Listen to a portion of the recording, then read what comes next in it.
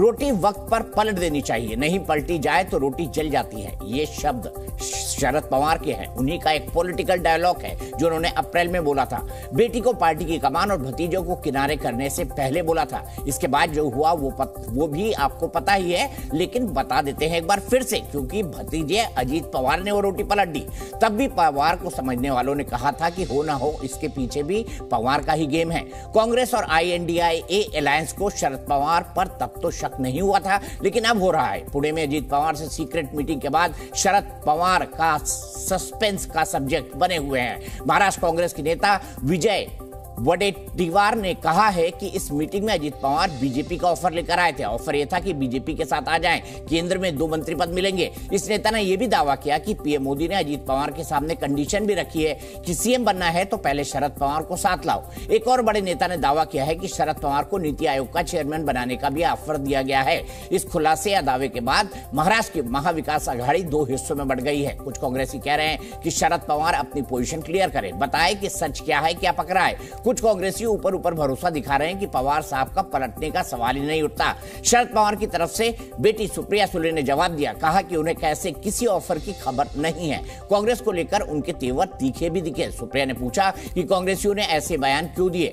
थोड़ी देर पहले शरद पवार ने भी प्रेस कॉन्फ्रेंस की। उन्होंने कहा कि बीजेपी की राजनीति से देश को खतरा है, उसके खिलाफ मिलकर लड़ना होगा। लेकिन जो सवाल उठ रहे हैं उस पर कुछ नहीं बोले। शरद पवार की सियासत की खासियत रही है, जो बोलते हैं वो करते नहीं और जो करते हैं वो बोलते नहीं है। INDIA अलायंस की बेचैनी जस की तस है। अलायंस की तीसरी बैठक मुंबई में ही होनी है। डर गहरा रहा है कि शरद पवार रोटी तो नहीं पलटा देंगे।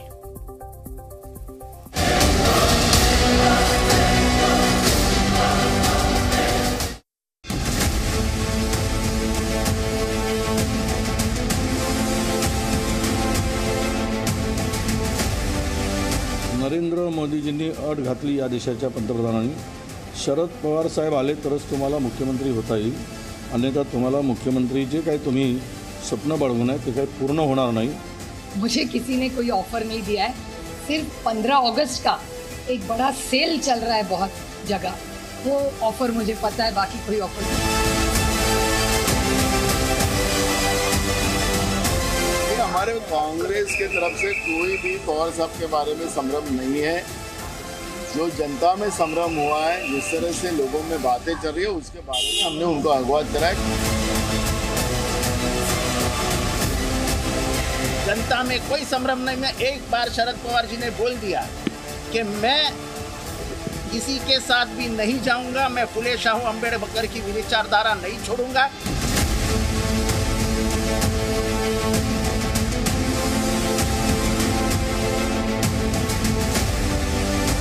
महाविकास आघाड़ी गठबंधन के नाम से ही चुनाव लड़ना चाहते हैं।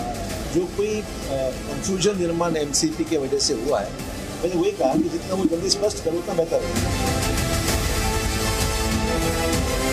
अजीत पवार इतने बड़े नेता नहीं है कि शरद पवार सबको ऑफर दे सकते। अजीत पवार को पवार साहब ने बनाया, पवार साहब को अजीत पवार जी ने नहीं बनाया।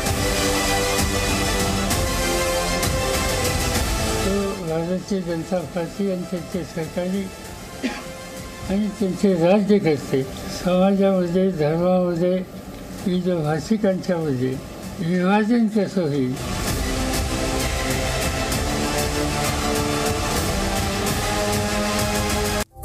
तो देखिए, मैंने कहा अलायंस में खटपट। अब हार्ड पोजीशन ले रही है कांग्रेस भी। वो 7 सीटें दिल्ली से नहीं देना चाहती। अरविंद केजरीवाल चाहते हैं 7 सीट उनको दिल्ली में दे दी जाए, 13 सीट उनको पंजाब में दे दी जाए और कांग्रेस इस पर दावा छोड़ दे। लेकिन कांग्रेस अगर ऐसा करती है तो कांग्रेस इन दोनों राज्यों में, जहां कुछ समय पहले इनकी सरकार हुआ करती थी, वो दोनों सीटों में उनका जनाधार पूरी तरह से खत्म हो जाएगा। इसलिए एक बड़ी हार्ड पोजीशन कांग्रेस दिल्ली के मामले में ले रही है। इसी को समझेंगे। मेरे साथ कौन कौन से खास मेहमान जुड़ेंगे मैं आपको बता दूं। मेरे साथ प्रेम शुक्ला जी बीजेपी से जुड़ेंगे, मेरे साथ ब्रजमोहन श्रीवास्तव जी एनसीपी से जुड़ेंगे, मेरे साथ महेश चावड़ साहब spokes person NCP Sharad Pawar गुट के वो जुड़ेंगे, मेरे साथ डॉक्टर विवेक कोरदे जुड़ चुके हैं, स्पोक्स पर्सन है कांग्रेस के मुंबई से, मेरे साथ थोड़ी ही देर में बाबूराव माने जो लीडर है शिवसेना के, वो मेरे साथ जुड़ेंगे। सीधे मैं सबसे पहले आपके पास आना चाहूंगा डॉक्टर साहब, अभी से ही दिक्कत हो रही है इंडिया अलायंस में। आप कह रहे हम 7 सीटें लड़ेंगे आप आम आदमी पार्टी के सामने, तो अलायंस बचा कहां आपका? शरद पवार जी कह रहे अभी आपको समझ ही नहीं पड़ रहा कि वो कब रोटी पलट दे। देखिए, जब अलग अलग विचार के लोग इकट्ठा आते हैं, आने की कोशिश करते हैं, तो ऐसे फ्रिक्शन होते रहेंगे। ऐसे फ्रिक्शन हमने इसके पहले भी बहुत बार देखे हैं, लेकिन पूरा विरोधी गुट इसलिए इकट्ठा आ रहा है कि जो इस देश में भाजपा की जो तानाशाही चल रही है, भाजपा का जो एक छत्री साम्राज्य खड़ा करने की कोशिश हो रही है, सभी विरोधियों को ईडी, सीबीआई, इनकम टैक्स ऐसा पीछे लगा के उनमें दहशत फैलाने की कोशिश हो रही है। एक फेडरल स्टेट को नष्ट करके एक चालकानुवर्तित्व, ये जो संघ का जो एजेंडा है, वो एजेंडा इस देश में लाने की जो कोशिश हो रही है। इसलिए हमें पूरा यकीन है कि जैसे जैसे इलेक्शन नज़दीक आते जाएगा, वैसे वैसे सभी विरोधी पक्ष इकट्ठे आ जाएंगे। आज जो मतभेद आपको दिख रहे हैं वो बिल्कुल नहीं दिखेंगे। बम्बई के मीटिंग के बाद क्या होता है वो आप देखते रहे ना। अरे नेता तो मिल जाएंगे डॉक्टर साहब, लेकिन कार्यकर्ता कहां मिल पाते हैं? कार्यकर्ता नहीं मिल पाते हैं क्योंकि वो तो झगड़ रहे होते हैं आपस में। अब कांग्रेस का कार्यकर्ता क्या आम आदमी पार्टी के कार्यकर्ता के साथ सड़क पे खड़ा होके आम आदमी पार्टी के नेता के लिए या कांग्रेस के नेता के लिए कैंपेन करेगा? देखिए, मैं आपको वापस कहता हूं कि हमारे कार्यकर्ता, हमारे कांग्रेस की जो एक डिसिप्लिन है, उस डिसिप्लिन में तैयार हुए हैं। जब भी हमारे नेता उनको आदेश देंगे तो हमारे कार्यकर्ता जो भी वहां का उम्मीदवार रहेगा उसके लिए जी जान से कोशिश करेंगे। और मुझे पूरा यकीन है कि आप दिल्ली की बात करो, पंजाब की बात करो या महाराष्ट्र की बात करो, यहां जो इंडिया अलायंस बना है वो इंडिया अलायंस बीजेपी को बुरी तरह से हराएगा। और वो हराएगा इसीलिए मोदी जी ने आप 40 लोग को इकट्ठा किया है, ये बात आप ध्यान में रखो। कल आपका मोदी जी का अगर भाषण सुना आपने, उस भाषण में मोदी जी ने कितनी कोशिश की जैसे कि वो इलेक्शन का ही भाषण कर रहे थे। और वो भाषण का एक लाइन में डिस्क्राइब करूंगा मैं। वो भाषण ऐसा था कि तुम मुझे वोट दो, मैं तुम्हें 2047 के जुमले देगा। क्योंकि ये जो बौखलाहट मोदी जी की हो गई है वो कल के भाषण में हमने देखी है। इसलिए मैं आपको पूरा आश्वस्त करता हूं, आज जो भी मतभेद आपको दिख रहे हैं वो मतभेद कल नहीं रहेंगे। बीजेपी के तानाशाही के खिलाफ, बीजेपी के एक चालकानुवर्तित्व के खिलाफ, बीजेपी की इस देश की डेमोक्रेसी नष्ट करने के खिलाफ, बीजेपी का इस देश का संविधान नष्ट करने के खिलाफ तो आप आ जाएंगे तो डेमोक्रेसी जिंदा हो जाएगी डॉक्टर साहब? हम आएंगे। देखो, हमारा पार्टी ने ही तो डेमोक्रेसी लाया इधर। देखिए, ये डेमोक्रेसी ऐसे नहीं आया इस देश में। महात्मा गांधी ने जो इस देश के सभी लोगों को इकट्ठा करके धर्म, जात, प्रांत, भाषा, जो एक ब्रिटिश के खिलाफ एक आंदोलन लड़ा, जिस आंदोलन में इनके पुरखे नहीं थे, उस आंदोलन से इस देश में एक देश का निर्माण हुआ। ये आइडिया ऑफ इंडिया इस देश में नहीं थी। ये idea of India Mahatma Gandhi के सर्वसमावेशक आंदोलन से आई। महात्मा गांधी ने सभी के उत्थान का आशय भारतीय स्वातंत्र्य आंदोलन से जोड़ा। इसलिए इस देश को एक सबको समान नागरिकत्व देने वाला संविधान तैयार हुआ है। वही समान नागरिकत्व कुछ मनुवादियों को बर्दाश्त नहीं होता, इसीलिए संविधान बर्बाद करने की ये कोशिश हम हरगिज यशस्वी नहीं होने देंगे। प्रेम शुक्ला जी, डेमोक्रेसी तो कांग्रेस ही लेकर आ रहा है, ये आप क्या कर रहे हैं? आपने कौन सा तीर मार लिया? अब देखिए, यही कांग्रेस का जो है बड़बोलापन है। भारत में लोकतंत्र वैदिक काल से है और भारत, आइडिया ऑफ इंडिया छोड़ दीजिए, भारतवर्ष जो है, ऋग्वेद में भी भारतवर्ष का जिक्र है। तो भारतवर्ष जो है, ऋग्वेद तो महात्मा गांधी के जन्म के हजारों हजार वर्ष पहले का है। तो किस तरह से जो है, और ये कांग्रेस की क्या बात करते हैं, 28 दिसंबर 1885 को कांग्रेस की स्थापना का प्रस्ताव क्रमांक 1 है कि अंग्रेजों की सेवा के लिए कांग्रेस को स्थापित कर रहे हैं। उसके बाद कांग्रेस के 16 महामंत्री, महासचिव वो अंग्रेज अधिकारी क्यों होते थे? और डेमोक्रेसी लाने वाले कृपा करके बता दें कि इस देश का पहला गवर्नर जनरल अंग्रेज क्यों बना? एडविना के चरणों में कौन बैठा हुआ था? वो कौन सी डेमोक्रेसी थी? और 1959 में 1959 जब पहली सरकार को, जो कम्युनिस्टों की सरकार थी केरल में, नंबूदिरीपाद के नेतृत्व वाली सरकार जो निर्वाचित होकर आई थी, जब उसको बर्खास्त किया गया तब कांग्रेस की अध्यक्षा पंडित जवाहरलाल नेहरू की पुत्री इंदिरा गांधी होती थी। उस समय उनके दामाद फिरोज गांधी ने पहली बार सार्वजनिक तौर पर श्रीमती इंदिरा गांधी को हिटलर कहा था और अपने ससुर के केरल की सरकार को बर्खास्त करने के निर्णय का विरोध किया था। उसके बाद 90 सरकारें जिनको बहुमत प्राप्त थी कांग्रेस ने बर्खास्त की। सही लोकतंत्र तो भारतीय जनता पार्टी ने संस्थापित किया कि आदरणीय अटल बिहारी वाजपेयी जी 6 वर्षों तक प्रधानमंत्री रहे और आदरणीय नरेंद्र मोदी जी के प्रधानमंत्री कार्यकाल का 10वां वर्ष चल रहा है। इन 16 वर्षों में एक भी सरकार जिसको बहुमत प्राप्त हो उसको बर्खास्त नहीं किया गया। तो लोकतंत्र पर जब कांग्रेस बात करती है तो ऐसे लगता है जैसे शैतान बाइबल पढ़ रहा है। ये स्थिति है। शैतान बाइबल पढ़ना कहावत है। मैं कांग्रेस को शैतान नहीं कह रहा हूं, ये तो मतदाताओं को राक्षस कहने की प्रवृत्ति ये कांग्रेस की है कि जो जनता, जिसको जो जनार्दन है, ठीक है, जो जनतंत्र में हम सब के लिए ईश्वर स्वरूप है जनता, उसको राक्षस कहने का कुकर्म जो है ये कांग्रेस ही कर सकते हैं। तो इनका लोकतंत्र में कितना विश्वास है इसे समझ सकते हैं आप। ठीक है, अब डॉक्टर साहब देखिए, आपका कंफ्यूजन क्या है? आपको पता नहीं आम आदमी की पार्टी के साथ आप जाएंगे या नहीं जाएंगे, आपको पता नहीं शरद पवार आपके साथ जाएंगे या नहीं जाएंगे, नीतीश कुमार जी अलग घूम रहे हैं, दिल्ली में हर घर जा रहे हैं। तो आप बताइए कैसे होगा सर? और लेफ्ट तो कह रही है कि केरल और पश्चिम बंगाल में हम तो पूरी सीटें लड़ेंगे भाई, हम पूरी सीटें लड़ेंगे, नहीं तो हम खत्म हो जाएंगे। तो बनेगा कैसे सर ये INDIA?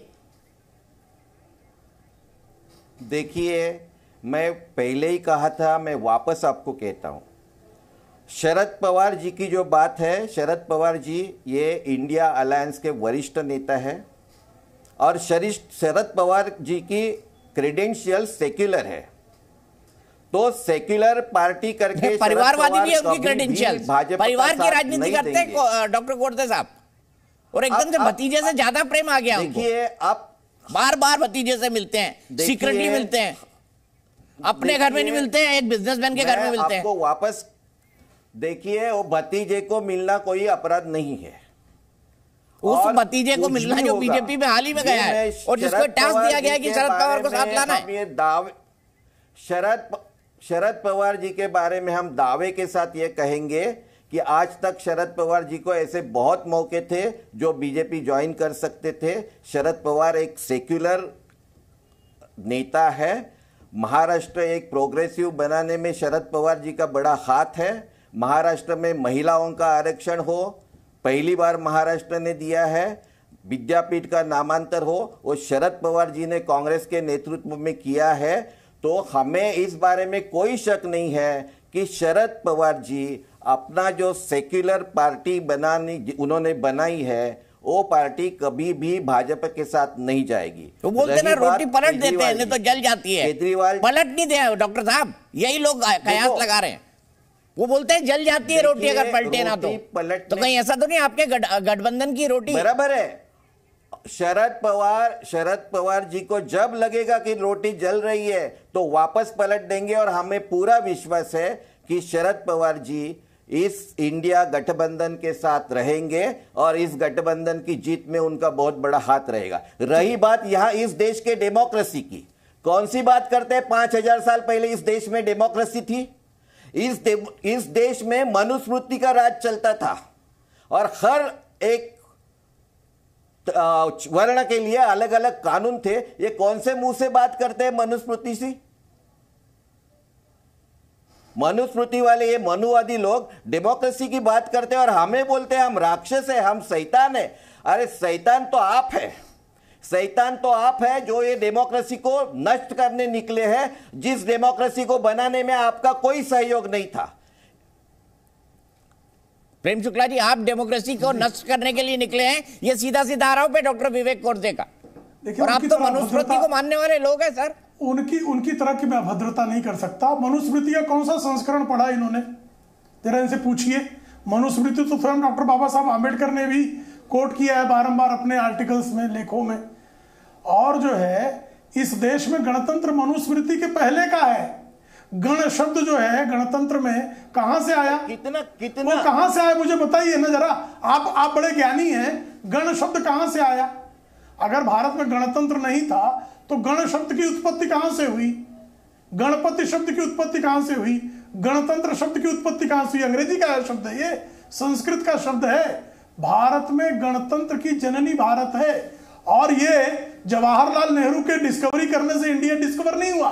हजारों हजार वर्षों का इसका प्राचीन इतिहास है। प्रभु रामचंद्र जी के राम राज्य की संकल्पना अगर महात्मा गांधी कर रहे थे तो प्रभु रामचंद्र जी मनुवादी थे आपकी दृष्टि में? भगवान श्री कृष्ण मनुवादी थे आपकी दृष्टि में? देखो वो जो है इस तरह की बातें आप करेंगे। मुझे उनको अरे आपसे इंटरप्ट सुन्नत हो गई है, आपकी पार्टी ने इस्लाम स्वीकार लिया है। इसका मतलब नहीं है ना कि पूरा विश्व जो है और पूरा भारत जो है वो मनुवादी हो गया। आपने जो है हिंदुओं को गाली देने का काम शुरू कर दिया है।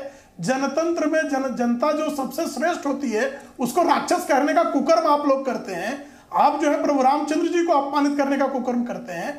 आपने 90 सरकारें बर्खास्त करने का कुकर्म किया, जो मैं आपके सामने इतिहास का आपके सामने प्रमाण दे रहा हूं।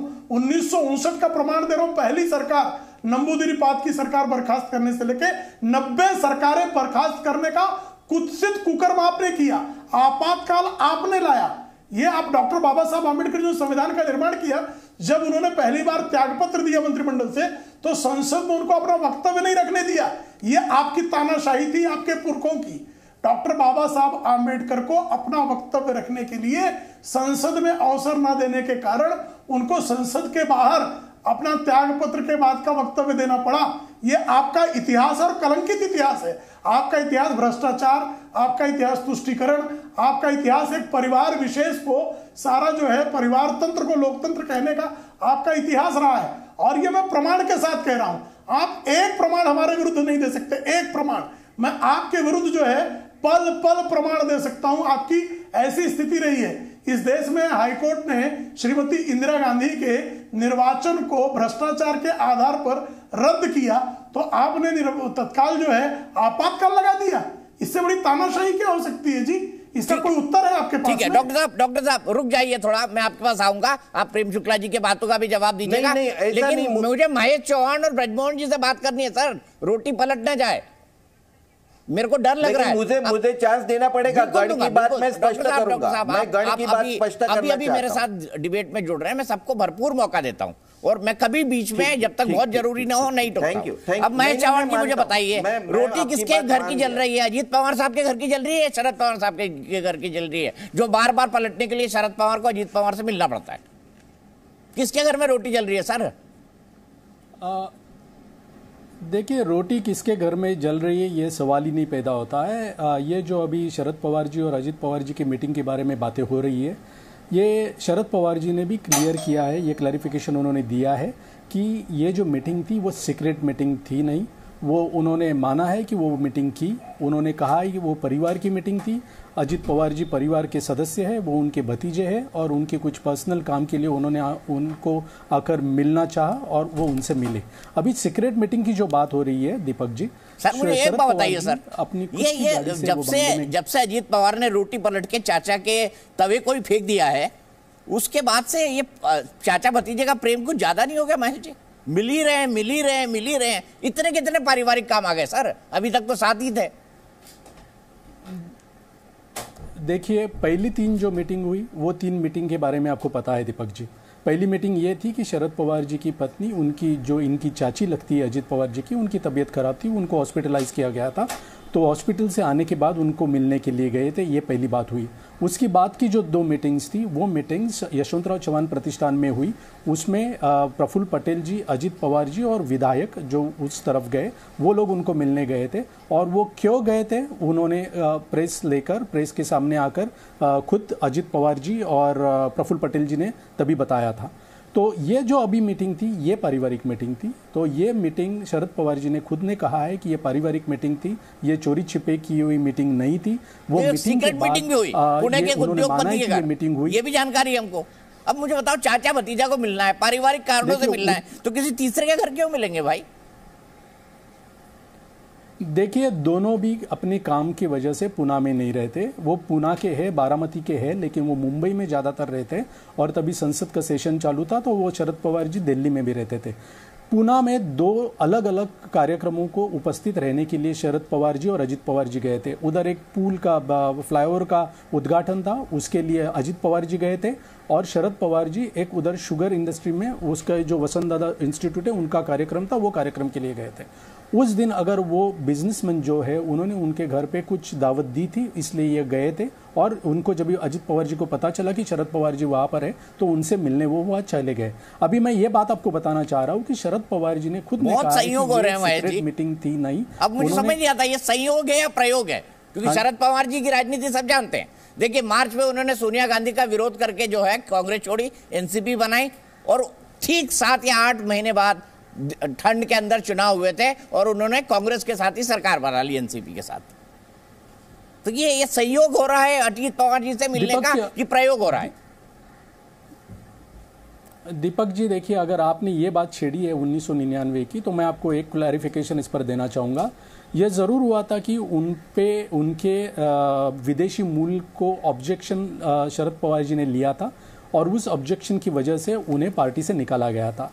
फिर उन्होंने कांग्रेस से अलग होकर अपनी खुद की पार्टी बनाई है, एनसीपी बनाने के बाद जब भी उनको पता चला कि यूपीए में वो जा सकते हैं, तभी वो यूपीए में इसलिए गए क्योंकि उनकी विचारधारा सेम थी। और तभी ये प्रधानमंत्री होने की उम्मीद नहीं थी क्योंकि तभी एनडीए की सरकार थी और ये तभी सत्ता में नहीं थे।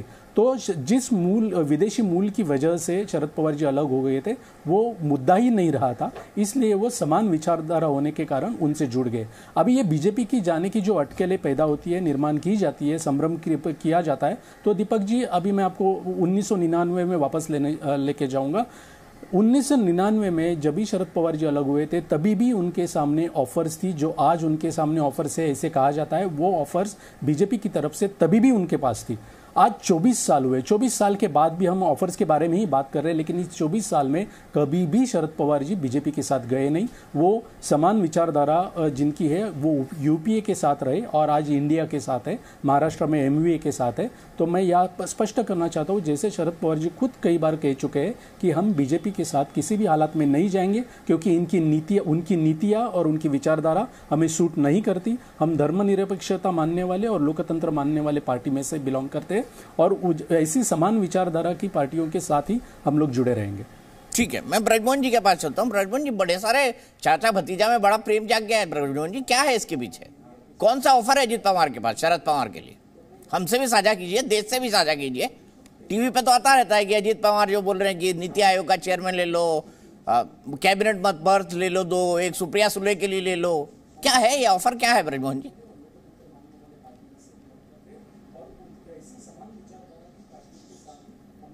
ब्रजमोहन जी सुन पा रहे मेरी बात?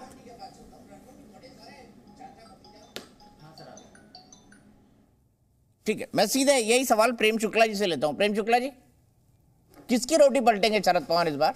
उनके घर की तो पलट गई है, अब वो पलटेंगे इंडिया गठबंधन की कि नहीं? देखिए, ये शरद पवार का अपना जो है निजी फैसला होगा कि शरद पवार किसके साथ रहना चाहते हैं, सेकुलर के साथ रहना चाहते हैं, नॉन सेकुलर के साथ रहना चाहते हैं, शरद पवार का निर्णय है। लेकिन शरद पवार के इस निर्णय पर लगातार अपने भतीजे से भी जब मिल रहे हैं तो खबरें प्लांट कौन कर रहा है? आज भी एक प्रमुख समाचार पत्र में कांग्रेस के एक पूर्व मुख्यमंत्री के हवाले से यह समाचार प्लांट किया गया कि शरद पवार के साथ कोई निगोशिएशन करना चाह रहा है और शरद पवार को नहीं मिलना चाहिए अजित पवार से। ये नाना पाटोले का ऑब्जेक्शन है। सामना जो कल तक शरद पवार की स्तुति गान करता था वो जो है शरद पवार पर आशंकाएं व्यक्त कर रहा है। तो शरद पवार के स्वभाव को लेकर, उनके राजनीतिक भवितव्य को लेकर आशंकाएं उनके ही गठबंधन के साथ ही प्रकट कर रहे हैं। सामना में उद्धव ठाकरे उनके बारे में आशंकाएं प्रकट कर रहे हैं, नाना पटोले का उनके बारे में स्टेटमेंट है, अशोक चौहान उनके बारे में स्टेटमेंट कर चुके हैं, पृथ्वीराज चौहान उनसे सफाई मांग चुके हैं। तो इतना शरद पवार के मन में आशंका कांग्रेस को क्यों है, ये कांग्रेस ने स्पष्ट करना चाहिए। भारतीय जनता पार्टी, जिससे हमारे गठबंधन में अजीत पवार शामिल है, भारतीय जनता पार्टी के किसी प्रवक्ता ने, किसी नेता ने अजीत पवार के इरादों पर आशंका प्रकट की क्या कि आप चाचा से क्यों मिले? प्रफुल्ल पटेल और अजीत पवार, उनके सारे विधायक शरद पवार से क्यों मिले? ये भाजपा में किसी ने आपत्ति जताई क्या? ये आपत्ति कर कौन रहा है? ये आपत्ति कांग्रेस कर रही है, ये आपत्ति शिवसेना उद्धव बाळासाहेब ठाकरे का गुट कर रहा है। तो उद्धव ठाकरे को, जिनको कल तक शरद पवार ने मुख्यमंत्री बनाया था, उन उद्धव ठाकरे को शरद पवार पर आशंका करने का क्या कारण है? ये तो स्पष्ट करना पड़ेगा महेश चौहान जी को, कांग्रेस के नेताओं को और शिवसेना उद्धव ठाकरे के नेताओं को स्पष्ट करना पड़ेगा। डॉक्टर साहब से पूछ लेते ना, डॉक्टर साहब शक क्यों है? शक क्यों है?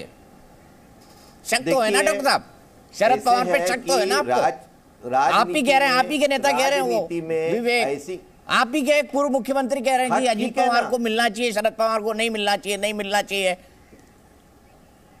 ठीक है, वो उनका मत है, लेकिन मैंने जो शुरू में कहा वो मैं वापस कहता हूं, शरद पवार जी बीजेपी के साथ कभी भी हाथ नहीं मिला सकते हैं। जो भी कन्फ्यूजन्स रहेंगे, जो भी मतभेद रहेंगे, वो मतभेद जब सब नेता एक टेबल पर बैठेंगे तब मिट जाएंगे।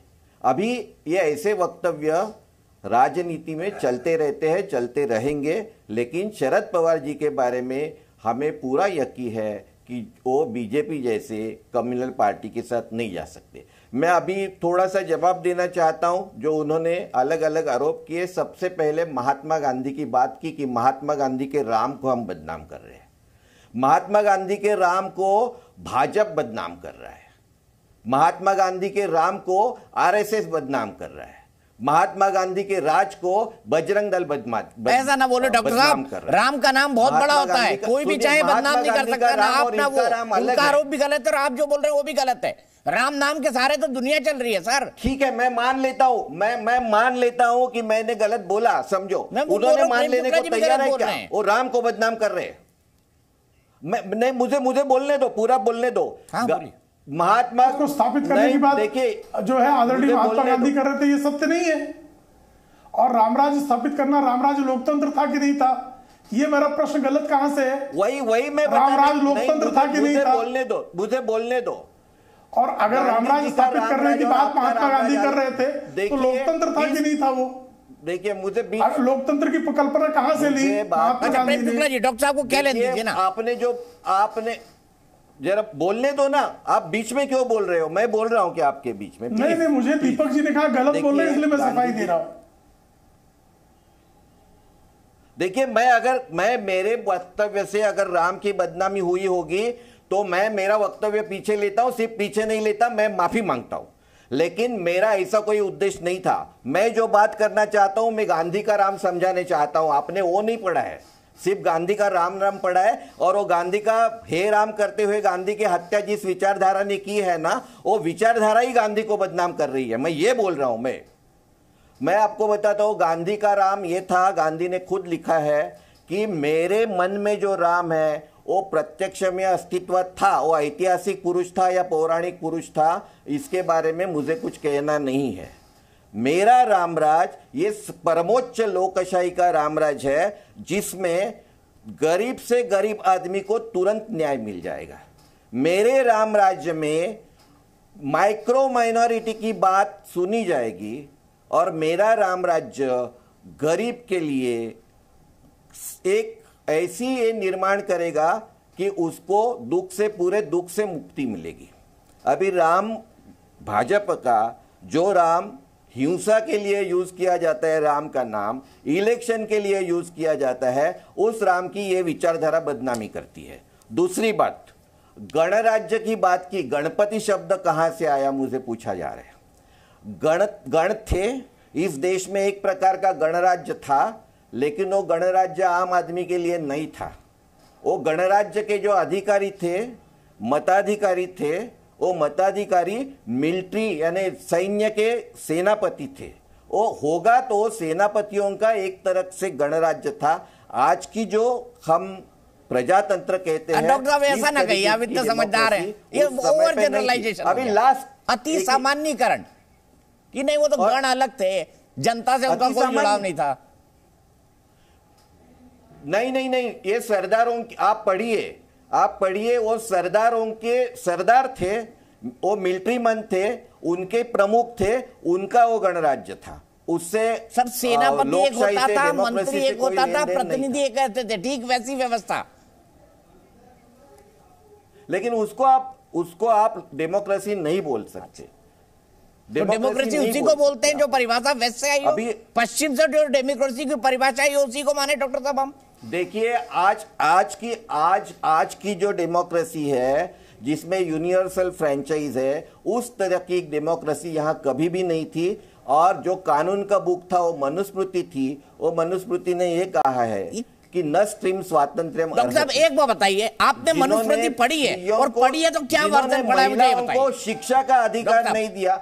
नहीं सुनिए, चलिए इंटेलेक्चुअल डिस्कशन का अधिकार नहीं। आपने मनुस्मृति पढ़ी है? दलितों को शिक्षक डॉक्टर साहब मनुस्मृति मैंने पढ़ी है। हाँ। दलितों को शिक्षा का अधिकार नहीं। ओरिजिनल लिखा हुआ पढ़ा, एडिटेड पढ़ा, हिंदी में पढ़ा, अंग्रेजी में पढ़ा, संस्कृत में पढ़ा, किसमें पढ़ा? मैं अंग्रेजी में पढ़ा, हिंदी में पढ़ा, मराठी में पढ़ा, ओरिजिनल वर्जन में नहीं पढ़ा। ठीक है। लेकिन मैंने समझ लिया है, और मनुस्मृति जो डॉक्टर बाबा साहेब अम्बेडकर ने जलाई उसका मैं आज भी पूरा समर्थन करता हूं, क्योंकि ऐसे आदमी में फर्क करने वाले कानून हमें नहीं चाहिए। इसलिए हमें भाजपा का राज नहीं चाहिए। भाजपा का मकसद इस देश में मनु का राज लाना है। तो मनु का राज गलत था, मनु का राज गलत था। ठीक है, प्रेम शुक्ला जी क्या कहेंगे आप? देखिए कुछ लोग जो है अनावश्यक जो है प्रलाप करने के अतिरिक्त उनके पास कुछ नहीं होता है। ये कह रहे हैं कि राम राज्य, अगर महात्मा गांधी राम की बात कर रहे थे तो राम राज्य में अभिप्रेत क्या था? अभिप्रेत था कि अंतिम व्यक्ति का कल्याण होगा।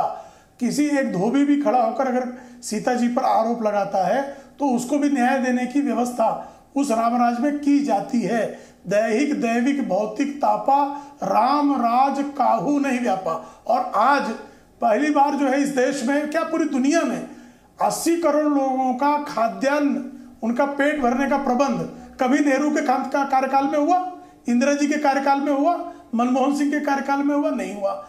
11.8 करोड़ लोगों के घर में हर घर नल से जल कभी पहुंचा? 30% लोगों तक हर घर नल जल से पहुंचा था। 2.5 करोड़ लोगों के घर बिजली ही नहीं पहुंची थी। ये मोदी जी के कार्यकाल में पहुंची है। अंतिम व्यक्ति का कल्याण नहीं तो किसका कल्याण? 12 लाख करोड़ लूट कर इटली वालों के घर भरे जा रहे थे। ठीक है, अपनी ढपली अपना राग ये सब बजाते हैं, लेकिन पॉलिटिकल पार्टीज में जब इस तरह के अलायंसेस होते हैं ना, मैं कई 3 दशक से देख रहा हूं, इसमें बड़ी ज्यादा पोस्चरिंग होती है। अब डॉक्टर विवेक गोरदे, अगर आम आदमी पार्टी जैसे पिछली बार कह दिया था हम नहीं आएंगे बेंगलोर, अगर आपने ये नहीं कहा कि आप वो बिल वाला आएगा उस पर आप सपोर्ट करेंगे तो नहीं, अब बोल रहे हैं हम बंबई नहीं आएंगे, फिर वो बोल देंगे कि पहले पूरे 20 सीटें हमारे लिए छोड़ो, सब क्या करेंगे डॉक्टर विवेक गोरदे? ये तो INDIA में गड़बड़ हो जाएगी। देखिए एक बात तो पक्की है, ये 20 के 20 सीट हम बिल्कुल नहीं छोड़ेंगे।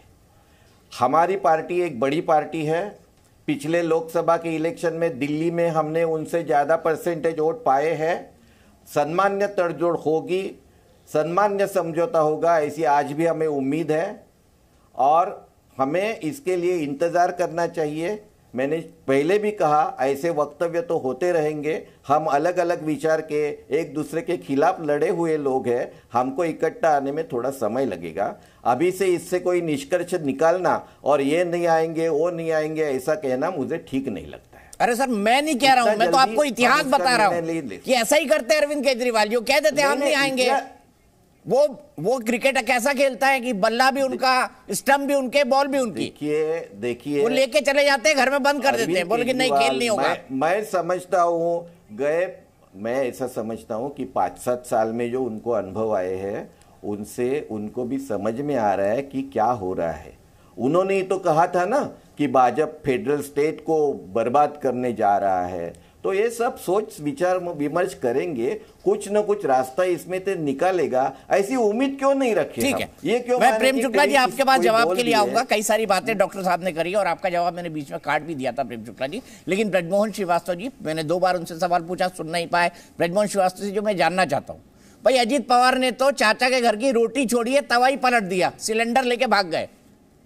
अब क्या हो रहा है सर चाचा भतीजा के बीच, थोड़ा हमको भी समझाइए ना। हाँ दीपक जी सबसे पहले मैं बता दूं कि मैंने नहीं सुना, आपके स्टूडियो से डिस्कनेक्ट हो गया था, इसलिए मैं आपकी बात नहीं सुन पाया था, जवाब नहीं दे पाया, मैं तो इंतजार कर रहा था। धन्यवाद। देखिए इस पूरे मामले में मेरे सारे जो पैनलिस्ट हैं वो बहुत बेहतर तरीके से सारी बात कह चुके हैं। मैं इससे अलग हटके एक बात ये कहना चाहता हूँ कि जिस प्रकार से INDIA में बिखराव हो रहा है, कल जब देश के प्रधानमंत्री आदरणीय मोदी जी ने लाल किले से अपनी एक ब्लूप्रिंट दिया देश के सामने, उसके बाद से इनमें बिखराव शुरू हो गया है।